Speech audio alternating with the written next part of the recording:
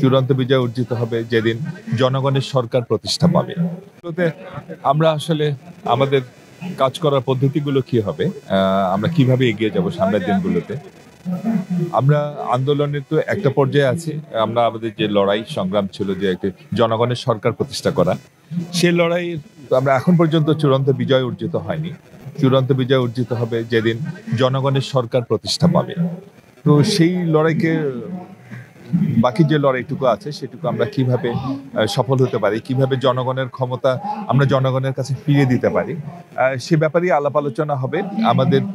আপনারা জানেন যে আমাদের দলটি অনেকখানি তৃণমূল নেতা কর্মীর উপর নির্ভর করে।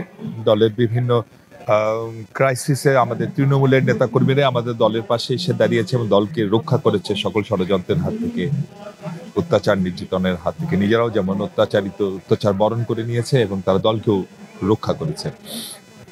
তো সেই তৃণমূলের নেতাকর্মীর মতামতকে আমরা সবসময় প্রাধান্য দিই এবং আজকে তৃণমূলের যারা প্রতিনিধি যারা এখানে আসবেন তারা তাদের মূল্যবান বক্তব্য রাখবেন এবং তাদের বক্তব্যের উপর ভিত্তি করেই আমাদের মাননীয় ভারপ্রাপ্ত চেয়ারম্যান সাহেব এবং দলের যারা অন্যান্য সিনিয়র নেতৃবৃন্দ আছে তারা আমাদের পরবর্তী কি করণীয় তা নির্ধারণ করবেন।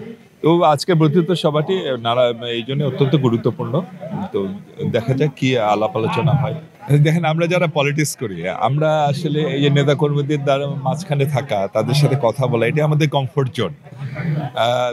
দীর্ঘ 15-16 বছর আসলে আমরা এইসব থেকে বঞ্চিত হয়েছে। আমরা আমাদের নেতা কর্মীদের সাথে ইচ্ছে হলেই কথা বলতে পারিনি, দেখা করতে পারিনি স্বৈরাচারী সরকারের নানা নিপীড়ন নির্যাতন এবং নানা ষড়যন্ত্রের কারণে।